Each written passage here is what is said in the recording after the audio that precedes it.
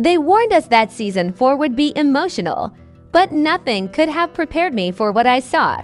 From the very first scene, it felt like the tone had changed. The colors were the same. Golden halls, silken gowns, soft candlelight, but the energy, it was heavier, quieter. The laughter that used to fill the Bridgerton estate felt like an echo from another time. It's the kind of silence that doesn't comfort you. It haunts you. And that's when I realized Bridgerton season 4 isn't about romance this time. It's about loss, secrets, and what happens when love starts to fade.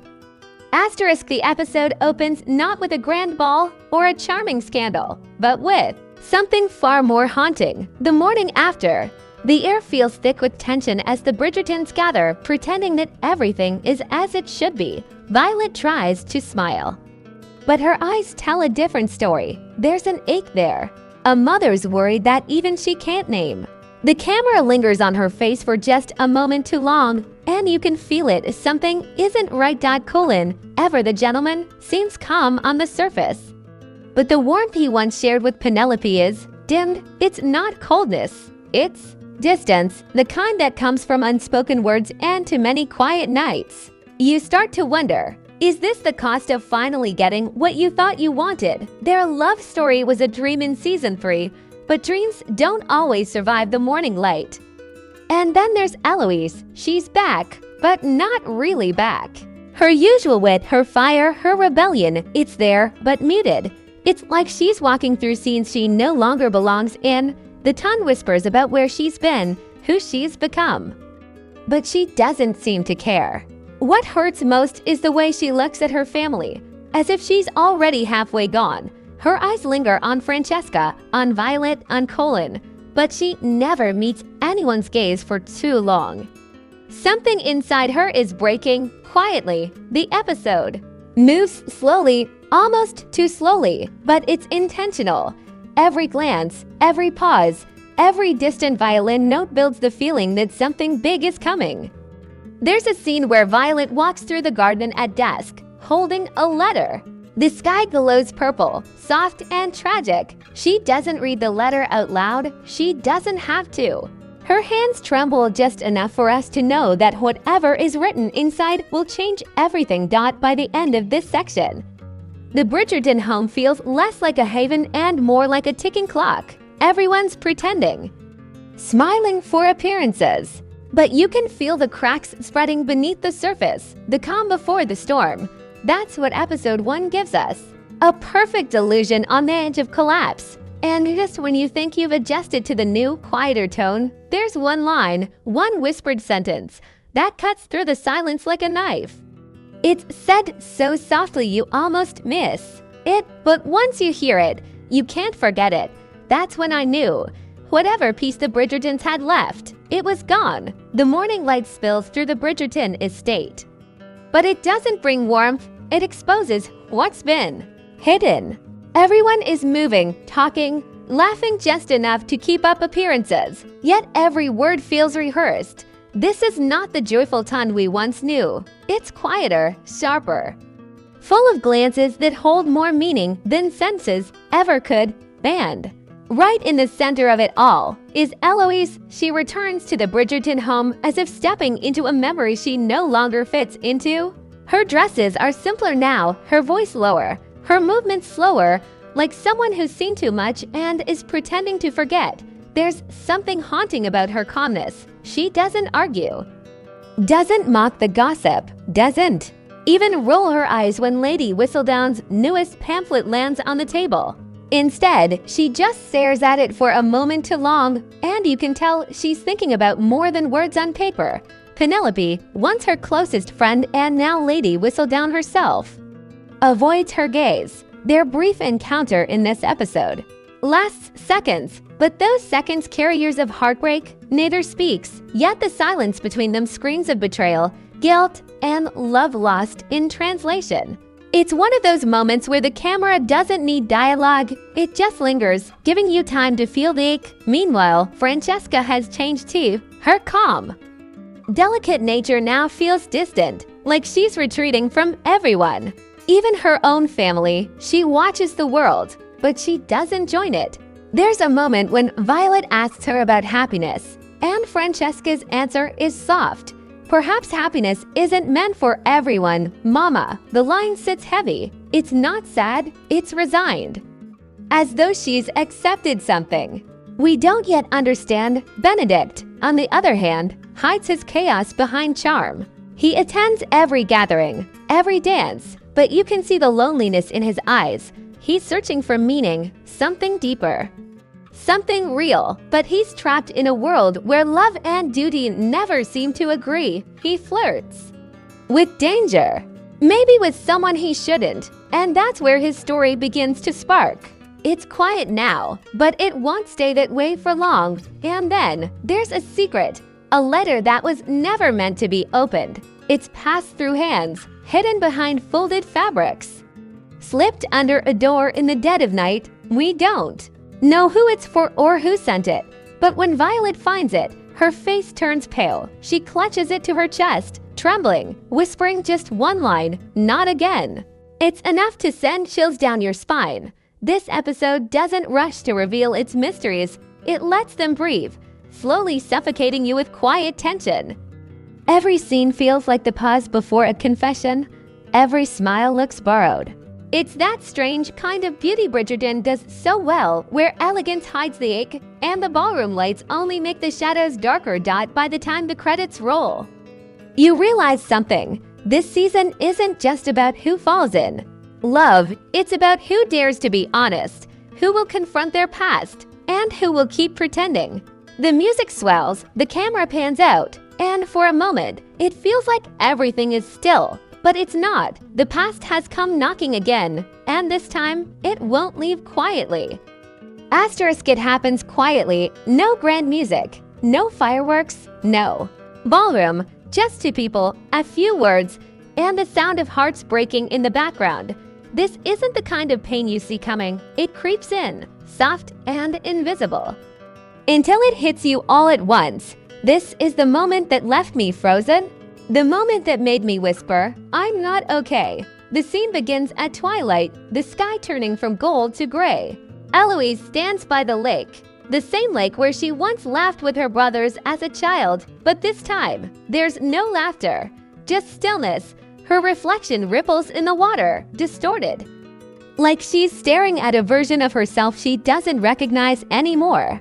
The air feels heavy, the kind of quiet that only exists when something life-changing is about to happen. Then, footsteps, slow, hesitant. It's Penelope.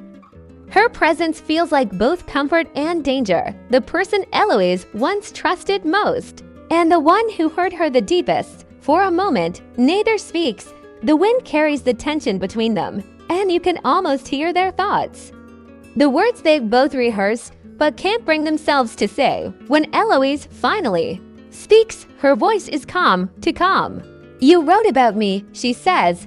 Not a question, a statement. The truth sits there between them, raw and cold. Penelope tries to explain, her voice trembling, tears gathering in her eyes. "I never meant to hurt you. I thought I was protecting you." But Eloise doesn't flinch. She just looks at her, eyes glistening, and replies, "You didn't protect me, Penelope. You silenced me." It's not shouting or anger that breaks the scene. It's the silence that follows. You can feel their entire friendship crumble in that pause. These two women, bound by years of love, laughter, and secrets, stand there like strangers divided by invisible walls. Penelope reaches out, desperate, but Eloise steps back. Just one small step, yet it feels like an ocean between them. The camera lingers on their faces, catching every flicker of emotion. Penelope's tears fall silently, and Eloise's jaw tightens, trying to hold herself together. There's no victory here. No dramatic ending, just heartbreak. You realize that this isn't about betrayal anymore. It's about identity, about forgiveness, about the painful truth that even love can't fix everything. As Penelope turns to leave, the music swells, soft strings, almost like a goodbye. Eloise watches her go, her expression unreadable. And then, just before the scene fades, Eloise whispers under her breath, "I miss you." It's barely audible, but it destroys you because it's too late. That one scene captures everything Bridgerton does best: elegance, tragedy, and unbearable. Emotion hidden beneath grace, no shouting, no spectacle, just two hearts breaking beautifully. It's the kind of pain that feels poetic, the kind that lingers long after the screen fades to black dot and when the next scene begins, when the tin's laughter returns, when the carriages roll by. When everything looks fine again, you know it's all a lie. Because once you've seen that look in Eloise's eyes, you can't unsee it. Something changed forever in that moment, and no amount of music or silk gowns can hide it. The morning after feels wrong, too quiet, too bright. The Bridgerton estate glows under the golden sun, but the warmth doesn't reach the people inside. You can almost feel it.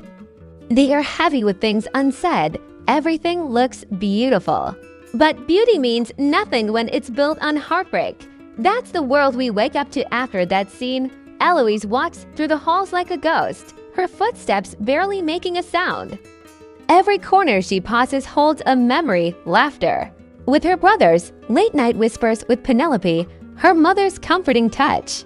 But now all those moments feel distant, like they belong to someone else. She doesn't cry, she doesn't need to.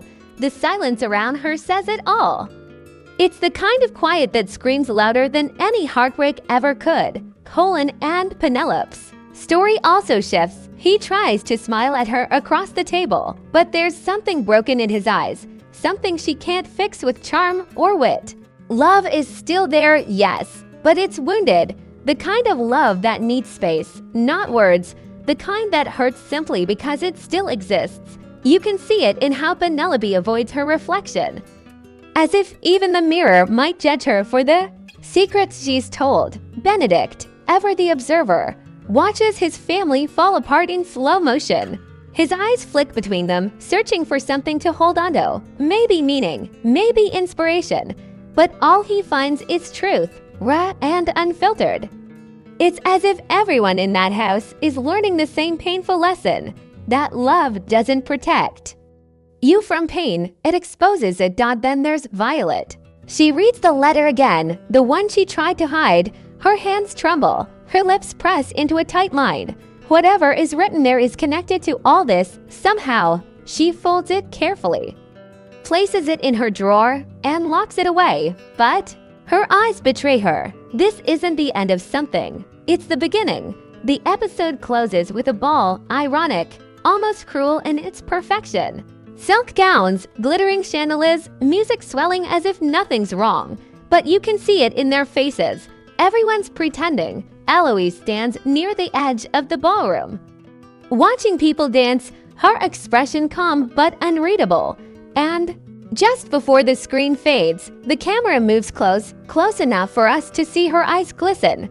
That's when she whispers, "We all wear masks, some prettier than others." It's the final blow. Quiet, devastating, and true. Because that's what this episode is about: masks, secrets, the fragile line between who we are and who the world wants us to be. As the credits roll, the music fades into silence.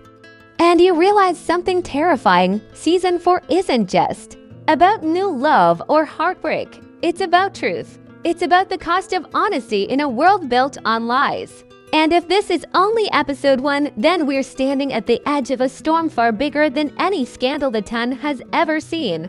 You close your eyes, take a deep breath, and whisper it again. I'm not okay, because Bridgerton Season 4 didn't just break your heart, it reached in quietly and didn't give it back. Asterisk, you think it's over, the heartbreak, the silence, the emotional storm. But Bridgerton never ends with peace. It ends with a promise that something bigger, darker, and more unforgettable is about to unfold. As the final seconds of episode 1 fade, there's a shift, a soft drumbeat under the closing music, a glance that lasts too long, a message left unread. The Ton might think the season has just begun, but the truth, the game has already changed. Eloise, once the rebellious heart of the Bridgerton family, is no longer a bystander to the gossip. She's becoming its shadow. In the last scene, she walks through London's fog-covered streets, her cloak drawn tight. Her expression isn't sorrow anymore. It's determination. She pauses by a printing press. The faint sound of paper rolling, ink smudging, and for just a second, she stops. Her fingers brush across a page with no headline yet, only one word written in bold at the top, truth. She smiles faintly, and that's when it hits you. Eloise isn't done fighting. She's just changing. How she fights. Meanwhile, Penelope stands before her mirror in silence. The emerald necklace around her neck gleams like a crown and a curse. She's Lady Whistledown again, but something's different. The sparkle in her eyes is gone. She knows her words have power, but now she also knows their cost in the reflection behind her. Colin appears for a brief moment. He looks at her, unsure whether to speak or walk away. Their love, once loud and burning, now sits in fragile quiet, two hearts beating in the same room but separated by truth. Benedict's path begins to twist in a way that feels dangerous. He's seen too much of the world, tasted too much freedom to stay still. At the edge of the ballroom, he meets someone new, a stranger with eyes like rebellion. Their conversation lasts barely a minute, but it leaves an impression. You can feel it. His story this season won't be about art or parties. It'll be about choosing between the life he wants and the life his family expects. And Violet. She's not as calm as she seems. The camera catches her one last time, sitting alone by the fire. She takes out that same letter, the one she hid in the drawer, and holds it near the flames.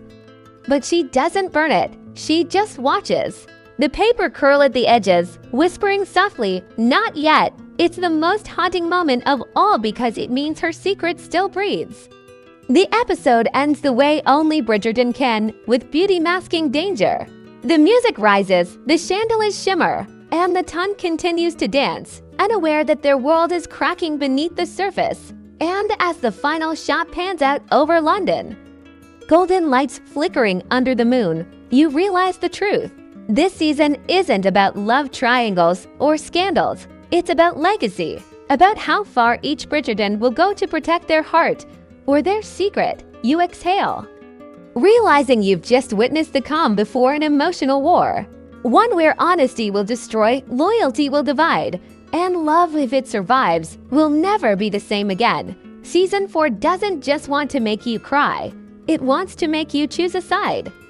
And deep down, as the screen fades to black, you already know you'll be back for episode 2. Not because you want to see what happens, but because you need to. Asterisk when the credits finally rolled, I just sat there, staring at the screen, not because of the ending, but because of how quiet it was. No grand orchestral finale. No dramatic twist, no sudden gasp from the ton, just silence, a silence that lingers like a ghost, wrapping itself around you, making you replay every line, every glance, every inched tear. That's the genius of Bridgerton Season 4, Episode 1. It doesn't shout to be remembered, it whispers, and somehow, that hurts more. This episode isn't just another chapter in a love story. It's a mirror, one that shows how fragile even the strongest hearts can be. Eloise, Penelope, Colin, Violet. Every one of them wears a face the world expects, but behind it, they're breaking in their own quiet ways. And maybe that's why it hits so hard. Because deep down, we all know what it feels like to smile when we're falling apart. There's a moment in the closing montage, so subtle you could miss it. Eloise sits by the window, candlelight flickering across her face. Outside, the world looks calm. Inside, she's unraveling. Then, the camera shifts to Penelope, her quill hovering above a blank page. Her hand shakes, but she writes anyway. Just one line. We don't see the words, but the look in her eyes says everything. She's writing to forget, or maybe to be forgiven. And then, Violet's voice echoes in the background, soft and almost prayer-like. The truth does not destroy us, my dear, it frees us if we let it. That single line wraps the entire episode in meaning. It's not just about love or scandal or secrets, it's about courage. The courage to face who you've become after the masks fall away, The music swells one last time. Not the romantic strings we're used to, but something gentler, lonelier. It's the sound of beginnings born from endings, the kind of score that feels like a heartbeat slowing down after a cry. And you realize this episode isn't trying to shock you, it's trying to prepare you. Because the real storm, the kind that tests every heart, every promise, every secret, is still coming. And when the screen fades to black, you're left with that familiar ache. The kind only Bridgerton can give. It's not the heartbreak that hurts the most, it's the honesty, the realization that even in this world of beauty and grace, the deepest pain is not losing love. It's pretending you still have it. So you close your eyes, take a deep breath, and whisper the only truth that fits. I watched Bridgerton Season 4, Episode 1 early, and I'm still not okay. Asterisk, sometimes the most powerful stories don't end with closure. They end with a question. Bridgerton Season 4, Episode 1 leaves you suspended in that space between heartbreak and hope. You don't get a full goodbye, because no one here is ready to let go. Not the characters, not us. That's what makes this episode unforgettable. It's not just the beauty of the costumes or the tension in every look. It's the quiet ache that follows you long after the screen goes dark. Eloise's final walk through the fog of London feels like a goodbye to innocence itself. She doesn't look back, she doesn't cry, she just disappears into the mist, as if she's walking toward her own destiny, one that will rewrite everything we thought we knew about her. And then there's Penelope, still trapped between guilt and survival, her ink-stained fingers trembling as she holds another blank sheet. Will she write again? Or has the truth finally silenced Lady Whistledown for good? The camera shifts through each member of the Bridgerton family, lost in thought, Violet clutching that secret letter. Benedict standing at the window with eyes full of something wild and unknown. Every frame feels like a goodbye, but not the kind that ends a story. It's the kind that begins one, a promise that the heartbreak we've witnessed is just the spark before the fire. Then the music, slow, haunting, breathtaking, rises one last time. Strings stretch like sighs, blending into the hum of a world moving forward even as hearts break behind closed doors. The Bridgertons will smile again, dance again, love again. But something in them has changed forever. And we, the audience, feel that to dot because this isn't just a story about love.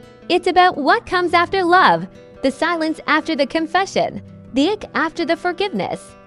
The courage it takes to face another morning when everything you believed in has shifted. Bridgerton Season 4 doesn't give you comfort, it gives you truth. And truth, as Violet whispered, doesn't destroy us. It frees us. So as the final frame fades to black, you realize the story isn't over. It's only beginning. And you whisper to yourself once more, softer this time.